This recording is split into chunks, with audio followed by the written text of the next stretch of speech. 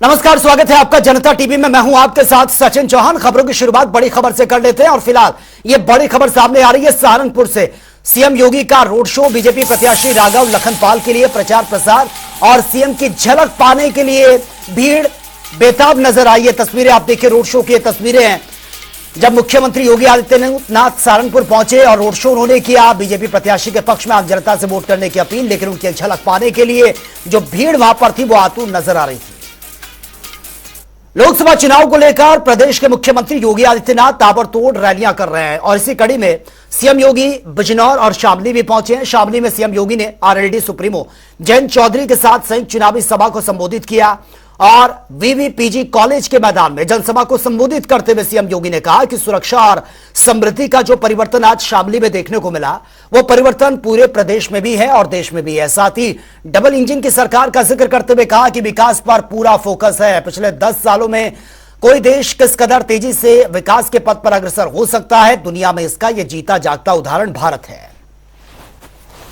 10 करोड़ गरीबों को आज रसोई गैस के फ्री में सिलेंडर, 12 करोड़ घरों में बहनों भाइयों शौचालय बनाने का कार्य और 4 करोड़ गरीबों के सिर को ढकने के लिए प्रधानमंत्री आवास योजना का लाभ, 2.5 करोड़ घरों को फ्री में बिजली का लाभ, ये जो लाभ दिया गया है बहनों भाइयों, यह कभी नहीं मिला। और पहली बार किसानों को सम्मान किस रूप में, प्रधानमंत्री किसान सम्मान निधि के कारण भी, और किसानों के मसीहा चौधरी चरण सिंह को भारत का सर्वोच्च नागरिक सम्मान भारत रत्न देकर के भी मोदी जी ने दिया। उपस्थित बहनों और भाइयों, आज वासंतीय नवरात्रि की अष्टमी तिथि है। जगत जननी मां भगवती की पावन उपासना की तिथि। इस अवसर पर आप सबको मैं हृदय से बधाई देते हुए आपका अभिनंदन करता हूं।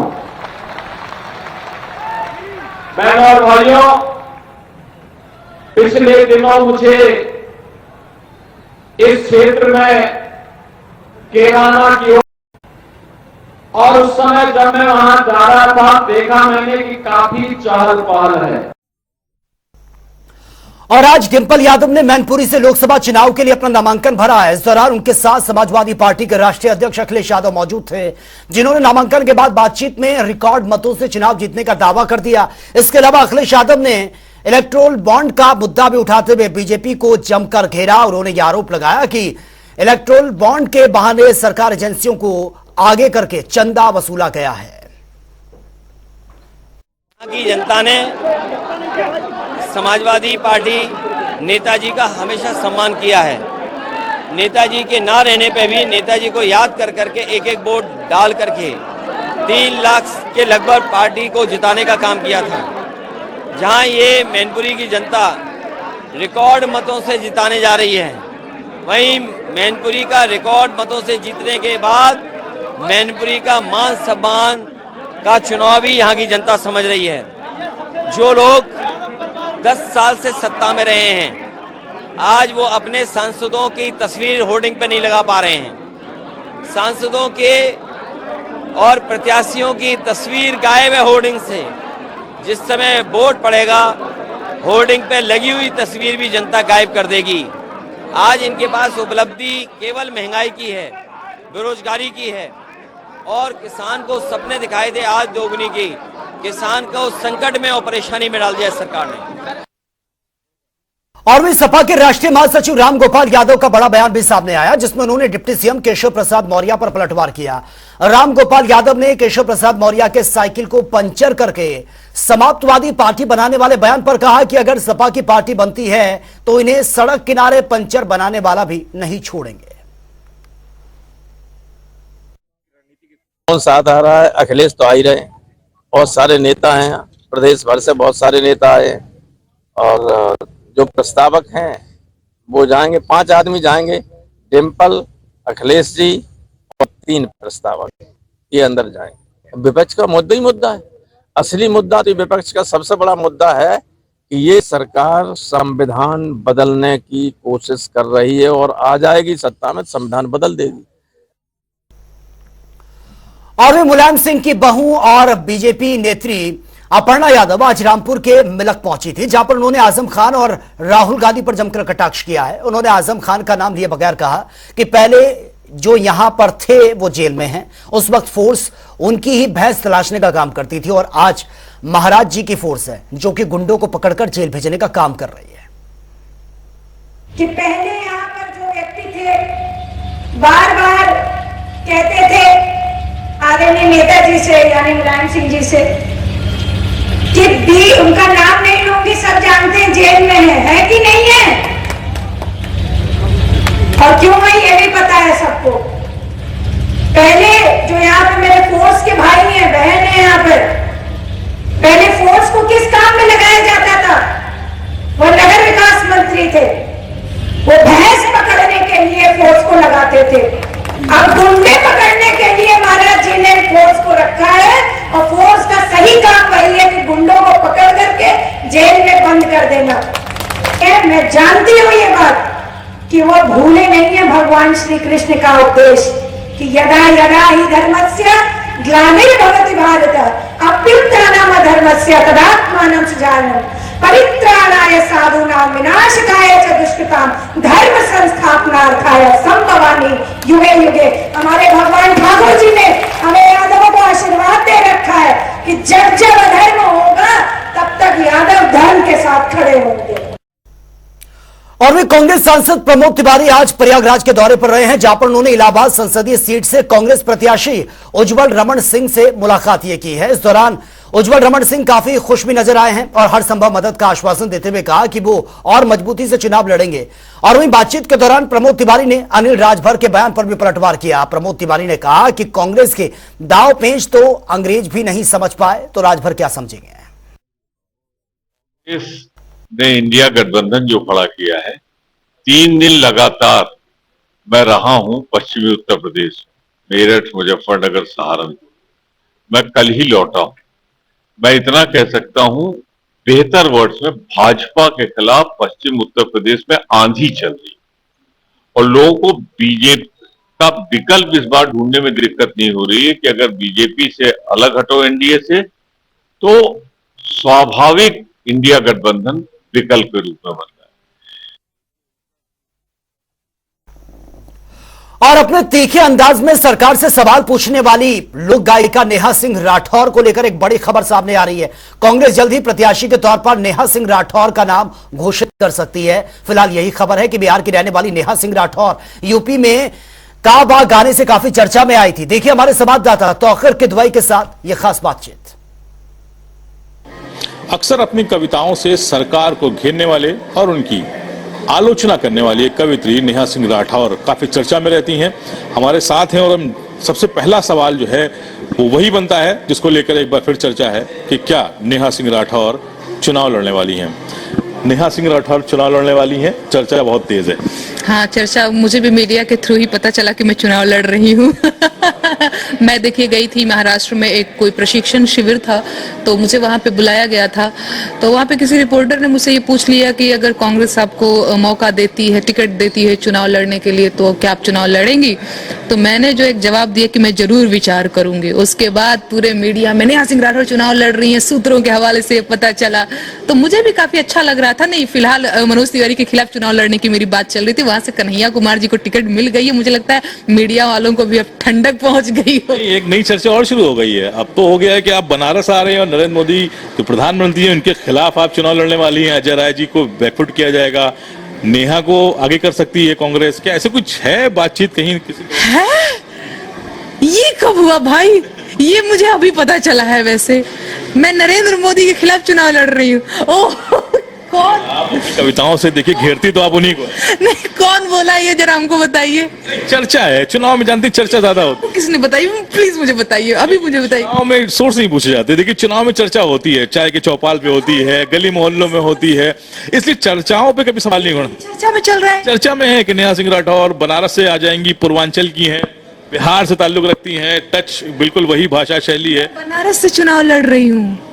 वाह रे मीडिया वाह, चलिए बनारस को किनारे भी लगाते हैं, चुनाव बहुत बड़ा हो। नहीं पता भाई, मुझे नहीं पता। मैं अगर चुनाव लड़ रही हूँ मुझे नहीं पता है, मुझे मीडिया के थ्रू पता चल रहा है कि ओके ठीक है। लेकिन चर्चा में तो आप बनी हुई है। ये तो बड़ी अच्छी बात है, मैं सकारात्मक कारणों से चर्चा में हूँ। अभी जिस वजह से चर्चा में हूँ मुझे पता भी नहीं है, तो अच्छा लग रहा है। देखिए मुझे तो अच्छा लग रहा है। अभी आप देख सकते हैं कि मैं कितनी खुश हूँ कि अच्छा मेरे बारे में ये भी चर्चा चल रही है। अच्छा, आपने से दिल्ली का जिक्र किया, कन्हैया कुमार आ गए, क्या किसी सीट पे पूर्वांचल की, बिहार की कोई अभी कुछ संभावनाएं हैं कि नेहा सिंह राठौर एज ए मतलब कंटेंसस नजर आ सकती हैं किसी लोकसभा में? ये देखिए मुझे नहीं पता और नहीं ये मेरे वश में है, ये मैं नहीं तय करती हूँ ना किसी भी पार्टी में टिकट। चर्चा होगी, बातचीत होगी। कह तो रही हूँ कि मुझे पता ही नहीं है। मुझे अभी पता चला कि मैं नरेंद्र मोदी के खिलाफ मतलब उनके वो मैं चुनाव लड़ रही हूँ बनारस से। अब मैं क्या जानूं भाई, मीडिया के थ्रू मुझे पता चल रहा है, तो मुझसे आप लोग क्या पूछ रहे हैं? लेकिन आपकी छवि जो है नेहा सिंह राठौर जी, वो एक विपक्ष जितना मजबूत तंज नहीं कर पाता उतना आपकी कविताओं से होता है। इलेक्टोरल बॉन्ड का मुद्दा हमने देखा, चंडीगढ़ चुनाव देखा, उसमें जब आपकी कविताएं आई तो जितने आपके व्यूज आपकी उस पे आते हैं वीडियोस पे, उतना तो मेरे ख्याल से शायद विपक्ष के नेताओं को भी नहीं सुना जाता, देखा जाता। आपकी छवि तो देखिए विपक्ष के नेता के तौर पर बन चुकी है।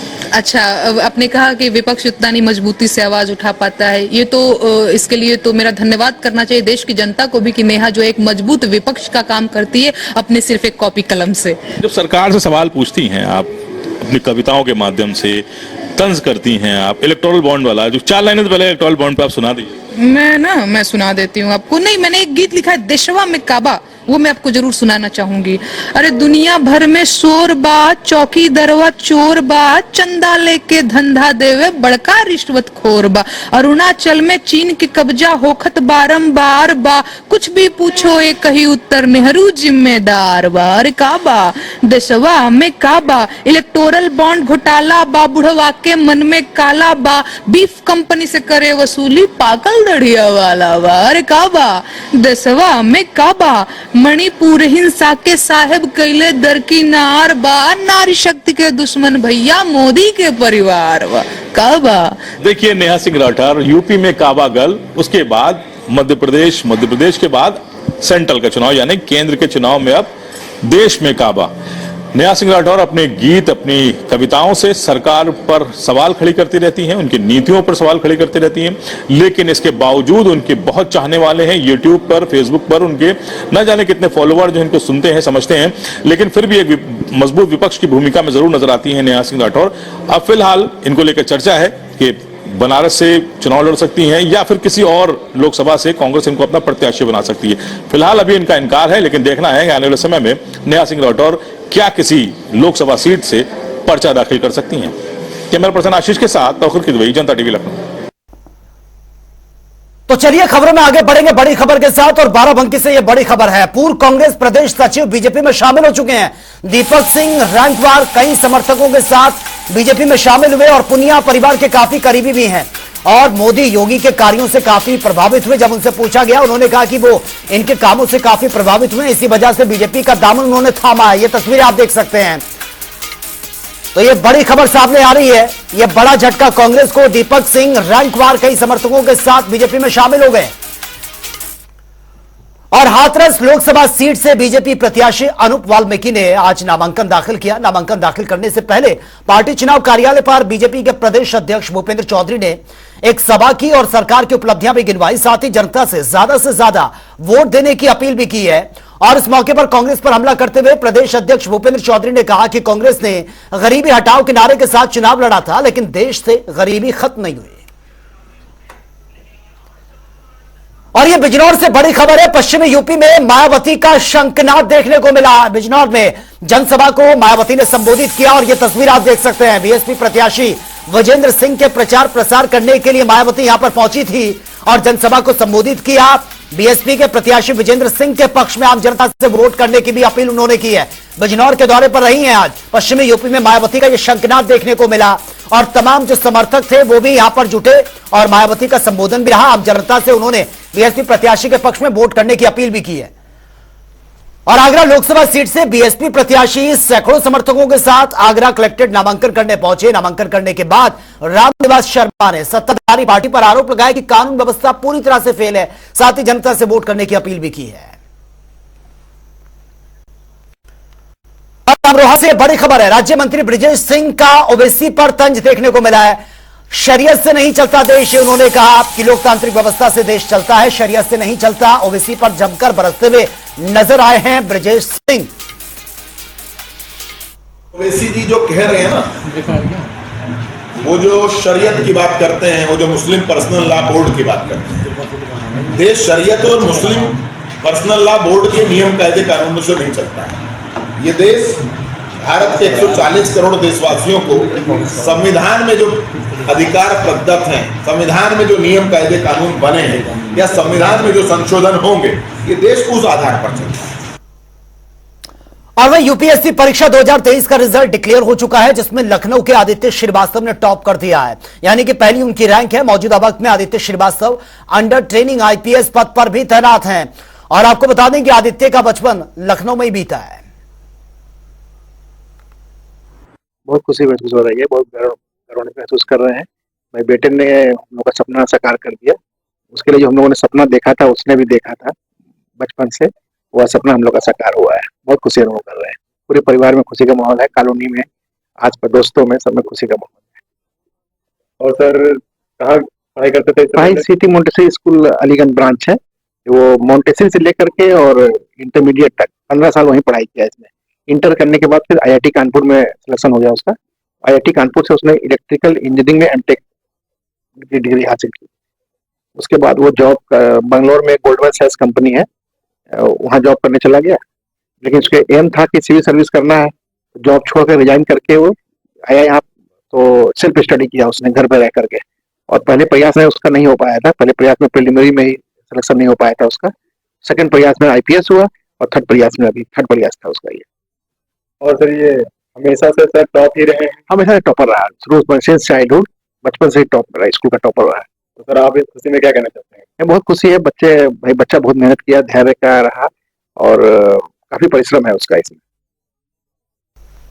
और कहते हैं कि इंसान अगर कुछ कर गुजरने की ठान ले तो उसे मंजिल जरूर मिलती है।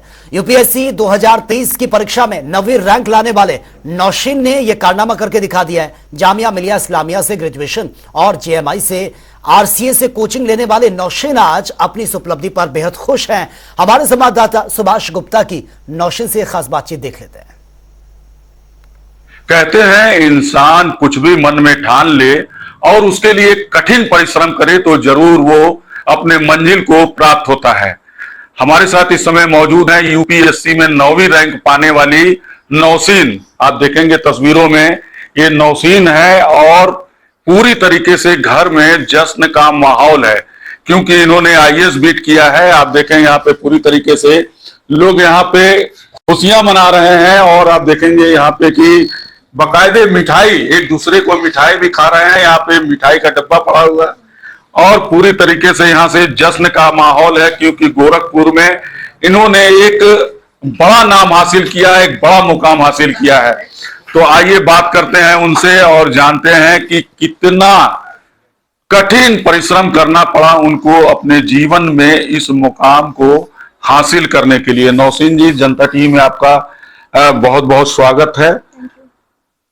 आप पूरी बात बताइए कि आप कितना संघर्ष आपको करना पड़ा। सबसे पहले आप गोरखपुर में कहाँ पढ़ी, फिर दिल्ली में कहाँ पढ़ी, और कितनी कठिनाइयों का सामना करना पड़ा? मेरी पूरी बेसिक स्कूलिंग जो है एलकेजी से क्लास 12 वो रामकस गोरखपुर से हुई है।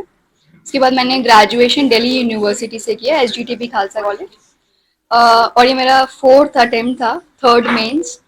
तो मैंने बहुत फेलियर्स देखे, 2 मेंस और 1 प्रीलिम्स मैंने फेल किया। उसके बाद पहला इंटरव्यू में मुझे ये रैंक मिली। अच्छा, ये बताइए कि जामिया में आप पढ़ी हुई हैं, तो वहाँ के लोगों का कितना सपोर्ट आपको मिला? वहाँ पे कुछ छात्र होंगे जो आपके साथ, जिन्होंने पूरी तरीके से मेहनत किया होगा। जामिया आरसीए में मैं 2021 से हूँ, नवंबर, और वहाँ पे ऑलरेडी बहुत सारे सिलेक्टेड लोग थे जिन्होंने मेरी बहुत हेल्प की। मेरी जो फ्रेंड है वो ऑलरेडी पोस्टल सर्विस में सिलेक्टेड है, तो उसने भी मेरी बहुत हेल्प की। बाकी रैंक 35, रैंक 1 थी एक बार 2021 में, जामिया आरसीए से ही थी, तो उनके नोट्स वगैरह मैंने यूज़ किए थे। यहाँ पे नौशीन के पिताजी भी हैं जो बता रही हैं कि उनका काफी सहयोग मिला है और काफी उन्होंने जो है संघर्ष में उन्होंने उनका साथ दिया है। तो बात करेंगे यहाँ पे अब्दुल कयूम जी हैं जो आकाशवाणी में इंजीनियर हैं। आकाशवाणी में इंजीनियर हैं, कितना संघर्ष करना पड़ा आपको अपनी बेटी को इस मुकाम तक पहुंचाने में? ये एक्चुअल में क्या है कि इंटरमीडिएट तक सारे माँ बाप करते हैं और बच्चों को भाई सभी लोग कहते हैं कि भाई 100% पाओ, 90% पाओ। तो शुरू से 10th तक तो बताना पड़ा कि भाई देखो नंबर ज़्यादा पाओगे, क्लास टॉप कर जाओगे तो समझ लो कि भाई बहुत अच्छा रैंक होगा। तो आपने देखा कि नौशीन और नौशीन के पिताजी ने बताया कि कितना संघर्ष करना पड़ा और उस संघर्ष के बाद 3rd अटेम्प्ट में जो है IAS बीट कर गई है। इस समय 9वीं रैंक है और बाकायदे ये लोगों को बता भी रही हैं कि किस तरीके से मेहनत करना है, कितने कितने घंटे तक पढ़ के इन्होंने इस मुकाम को हासिल किया है। सुभाष गुप्ता, जनता टीवी, गोरखपुर। और वहीं अयोध्या में रामलला की प्राण प्रतिष्ठा के बाद पहली रामनवमी पर सबसे बड़ा आयोजन यहां पर होने जा रहा है। 17 अप्रैल को दोपहर 12:16 पर सूर्य की किरणों से रामलला का अभिषेक होगा और इस अद्भुत दृश्य को देखने और रामलला के दर्शन के लिए करीब 25 लाख श्रद्धालु अयोध्या भी पहुंचेंगे। इस मौके पर श्री राम जन्मभूमि तीर्थ क्षेत्र ट्रस्ट की ओर से एक वीडियो ये जारी किया गया। ये वीडियो आप देखिए। ऐसे में पूर्व संध्या पर आप भी रामलला के नव्य मंदिर की दिव्य सजावट के भव्य दर्शन ये कर सकते हैं।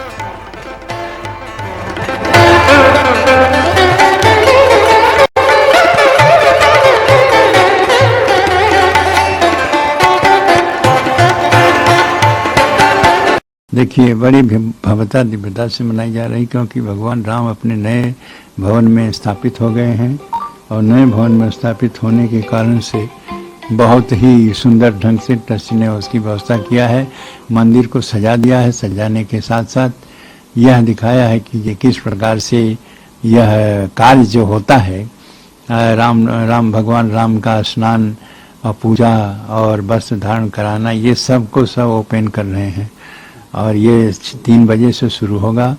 भगवान के पूजा अर्चना और पूजा भी होती रहेगी, आरती होती रहेगी और खुला भी रहेगा। और इस प्रकार से लेकिन नए भवन में होने के कारण बहुत ही सुंदर ढंग से वह आकर्षक और दिखाई दे रहा है। और उसके बाद में पीले रंग के कपड़े धारण करेंगे और जो भोग है वो 56 प्रकार के भोग लगेंगे। साथ ही साथ जो पंजीरी है 3 प्रकार की वो भी लगेगी, पंचामृत लगेगा और विविध प्रकार के जो यह फल हैं और मिष्ठान हैं वो सब का भोग लगेगा और सब व्यवस्था हो गई है।